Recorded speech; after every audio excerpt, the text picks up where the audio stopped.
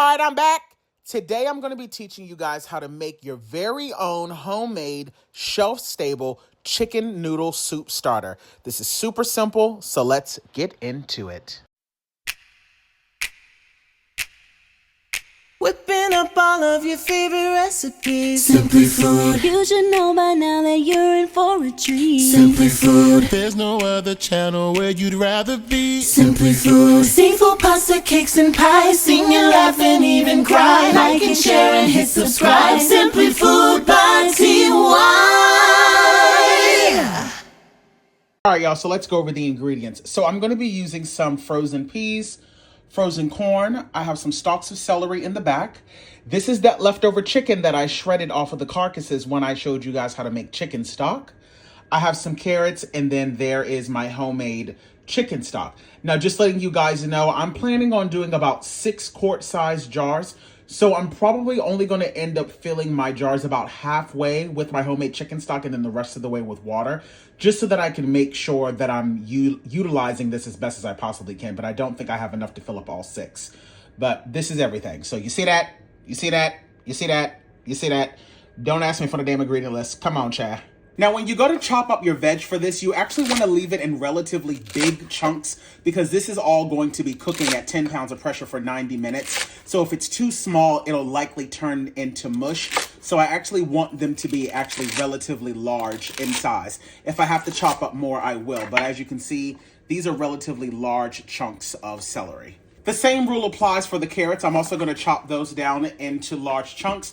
And the best thing about making this type of soup at home is that this gives you the ability to customize this to your liking. If you know you are the person that hates carrots, don't add carrots. If you know you are the person that loves celery, add an extra celery. You really can customize this to be whatever you want it to be. That's the joys of making this at home. As you can see, I relatively left these also in pretty big chunks. So like I said, I'm going to be using quart-sized jars today. I have 5 wide-mouth jars and then 1 just regular quart size.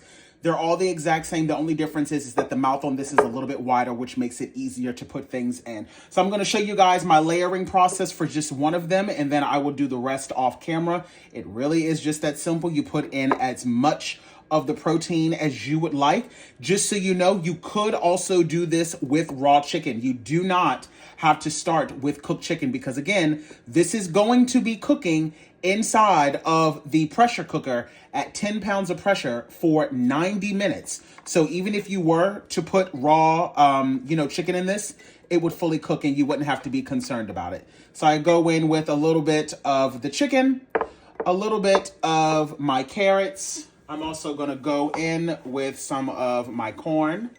Again, no right or wrong way. Load in as much as you would like. And then I'm also going to go in with some of the sweet peas. Just like so. And so that's pretty much how I'm going to be doing all of my jars. I'm going to repeat this process to all of them, and then I will come back when it's time to start putting in the stock. Alrighty, you guys, so I have all 6 of my jars filled up here. And like I said, just to start off with, I'm only going to fill them up about halfway with the stock, just so that I can be sure that I really do have enough. I really want to make sure that I don't end up running short. I actually think that I'm going to be fine, but I'm just going to start off with filling them up about halfway. And I'm not going to be adding in any additional salt or anything to this because I know that my stock is flavored through and through, honey, okay? Yeah, I'll be able to fill these all the way up. I have more than enough. So I'm going to bring this up to the 1-inch mark, and then I'm also going to make sure that I go in and debubble. It's really important to make sure that you debubble this because there's going to be a lot of air pockets in this jar. So now I'm going to go in and debubble this. It's really important to make sure that you get out as many of those air pockets as possible. And if the liquid drops down below, just top it off. You can either top it off with more stock or water. Just depends on what you still have.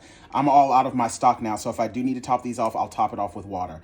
And I'm completely okay with that because, again, this stock is really, really flavorful, so I'm not mad about that at all. Next up, you want to get yourself a paper towel or a clean dish towel and go around the rings and really, really wipe those down. Make sure there's no oil, no meat, no nothing, no debris, because It's really important for this to be clean. It's the only way that you're going to get yourself a proper seal.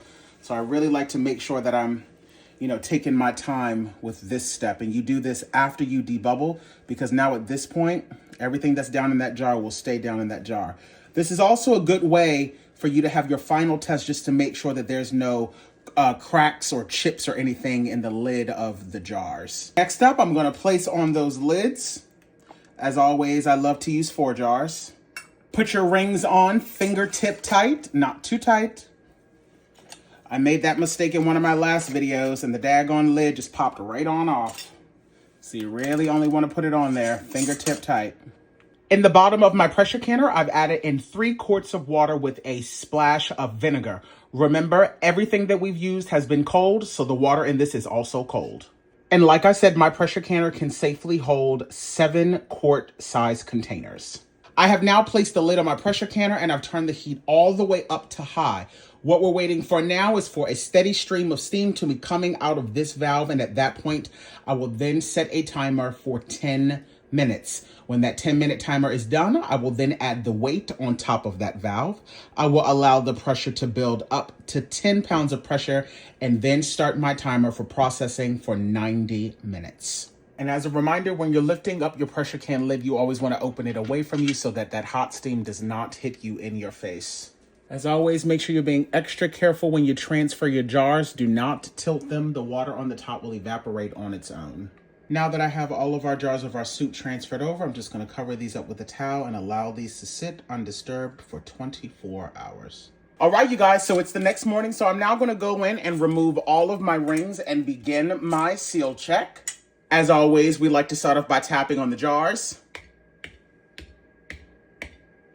They all sound fantastic, but of course, the real test is to lift it up by the seal itself. And it does not matter how heavy the jar is. You should be able to lift it up by that seal completely and it not come off. So all of these have properly sealed. So I'm now going to take these over to the sink and wash them down really quick. All right, you guys, I've washed my jars down, and I have now successfully made myself 6 quart-sized jars of homemade chicken noodle soup starter. So now, on a day when I just don't feel like cooking, or I'm not feeling well, or God forbid we lose power during the wintertime, I have chicken noodle soup that I've made from scratch that's shelf-stable, that doesn't require to be refrigerated.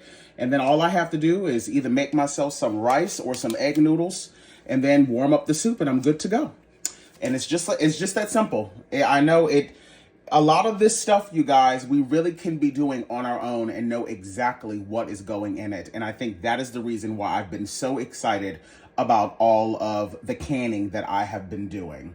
So thanks for tuning in. Chicken noodle soup. Make sure y'all subscribe to my page, honey. Make sure the bell is set to notify to all. And I will see y'all in the next video. Bye.